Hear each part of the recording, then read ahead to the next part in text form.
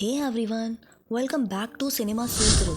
आज हम बात करने वाले हैं एक ऐसी डिस्टर्बिंग कहानी की जिसे देखकर आपका पेट भी मुरझा जाएगा। ये स्टोरी है एक औरत की जो हमेशा यंग और ब्यूटीफुल रहना चाहती है, लेकिन उसके लिए जो वो करती है वो आपके होश उड़ा देगा। सो गेट रेडी, क्योंकि आज हम एक्सप्लेन करने वाले हैं डम्पलिंग्स, एक हॉरर फिल्म जहां ब्यूटी के पीछे छुपी है एक डरावनी सच्चाई। मूवी की शुरुआत होती है चाइना बॉर्डर से। वहाँ एक यंग लड़की मी एक कलरफुल लंच बॉक्स लेकर सिक्योरिटी चेक से निकलती है। उसके चेहरे पर एक अजीब सी शांति है, लेकिन आंखों में कुछ रहस्य छिपा है।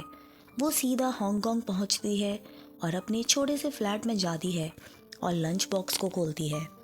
उसमें अलग अलग खाने के डिब्बे होते हैं। ज़्यादातर सामान वो फेंक देती है, बस एक छोटी सी चीज़ संभाल के रखती है।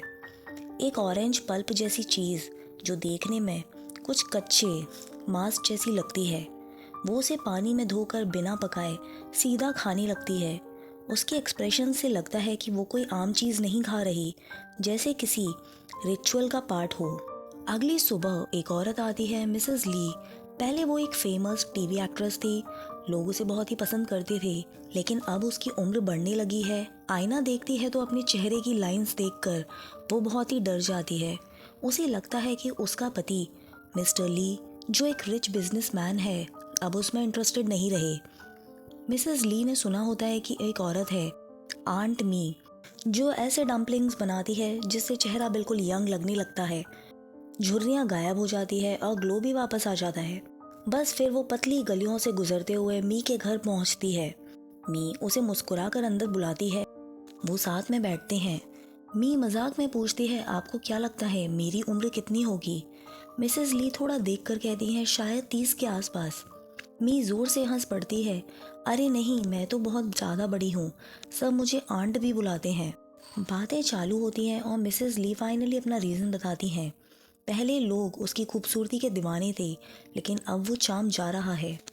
उसे लगता है कि अगर वो अपना चेहरा वैसे ही रखे तो शायद उसके पति फिर से वापस आ जाए। इसलिए वो चाहती है कि मी के स्पेशल डम्पलिंग्स ट्राई करे। मी किचन में जाके तैयारी करती है। कोई खास मसाला नहीं, कोई फैंसी चीज़ नहीं, पर वो हर स्टेप बड़े ध्यान से करती है। उसके मूवमेंट्स में कॉन्फिडेंस और सीक्रेसी दोनों है। वो कहती है, मेरे डम्पलिंग्स सिर्फ बाहर से नहीं, अंदर से भी जवानी लाते हैं। कुछ देर में डम्पलिंग्स रेडी हो जाते हैं और मी कहती है, गरमा गरम खा लो, तभी काम करेंगे। मिसेस ली एक बाइट लेती हैं और तुरंत उनका चेहरा बन जाता है। स्वाद अजीब है, एक डम्पलिंग तो प्लेट से गिर भी जाता है, पर मी काम रहती है। ये चीज़ दुनिया में किसी और के पास नहीं।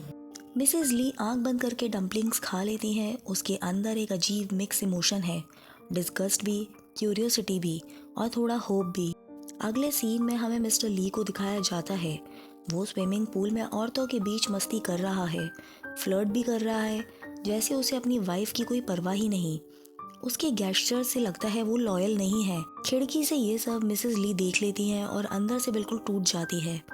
अब मिसेस ली ने मी के डम्पलिंग्स खाना शुरू कर दिए हैं और कुछ ही दिन बाद उसके चेहरे में एक हल्की सी फ्रेशनेस दिखने लगती है।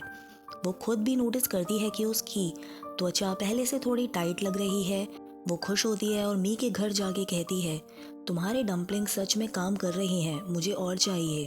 मी बस मुस्कुरा के कहती है, हर चीज़ की एक लिमिट होती है, ज़्यादा खाने से कुछ भी उल्टा हो सकता है। लेकिन मिसेस ली सुनने को रेडी नहीं होती। उसे लगता है जितना ज़्यादा खाएगी उतनी जवान दिखने लगेगी।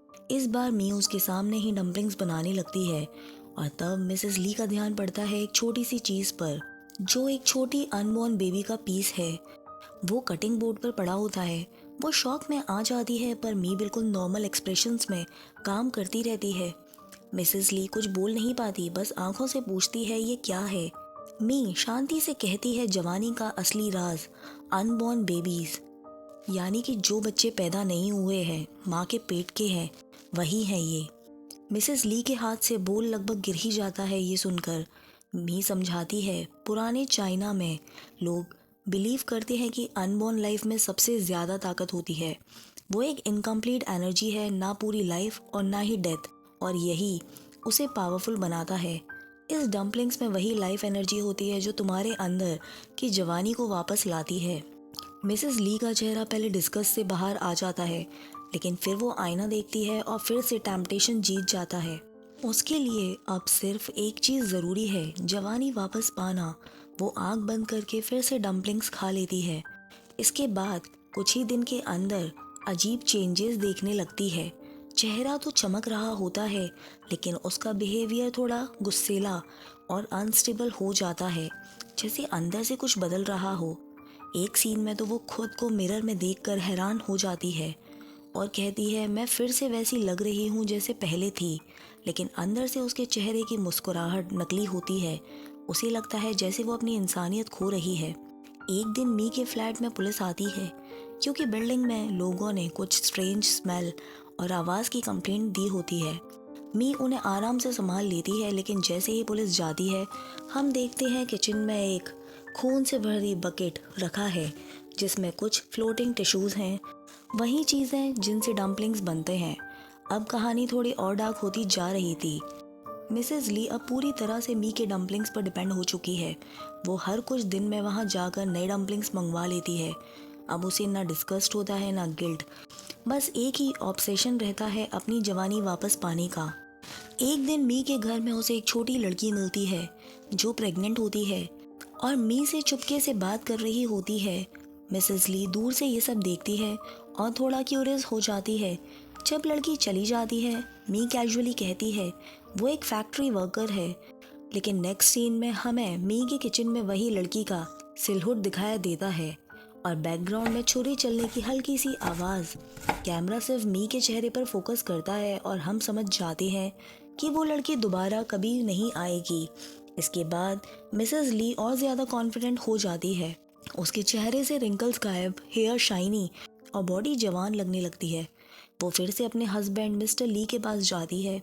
वो पहली बार नोटिस करता है, इम्प्रेस होता है। दोनों डिनर के लिए जाते हैं, फिर होटल में रात बिताते हैं। लेकिन उसके बाद एक शॉकिंग ट्विस्ट आता है। मिसेस ली को कुछ दिनों बाद पता चलता है कि मिस्टर ली का उनकी हाउसमेट के साथ अफेयर चल रहा है और वो मेड उनसे प्रेग्नेंट भी है। ये सुनकर मिसेस ली का दिमाग घूम जाता है। उसके अंदर एक अजीब सा गुस्सा और जेलसी भर जाती है। वो सीधा मी के घर जाके कहती है, मुझे तुमसे कुछ चाहिए, उस मेड के अनबॉर्न बेबी से बने हुए डम्पलिंग्स। मी मना कर देती है, तुम पागल हो गई हो, मैं ऐसी चीज़ कभी नहीं करूँगी। लेकिन मिसेस ली इंसिस्ट करती है। उसकी आंखों में वो ऑब्सेशन क्लियरली दिख रहा होता है। मी फाइनली हार मान जाती है और उस दिन के बाद मिसेस ली का चेहरा और भी ठंडा और लाइफलेस लगने लगता है, जैसे वो अब इंसान नहीं रही, सिर्फ अपनी ब्यूटी के लिए कुछ भी कर सकती है। अब कहानी अपने लास्ट और सबसे शॉकिंग फेज में पहुंचती है। मिसेस ली ने अपनी हाउसमेट के अनबॉर्न बेबी से बने डम्पलिंग्स खाए हैं। उसके चेहरे पर अब एक अलग ही ग्लो है, जैसे वो 25 साल की हो गई हो।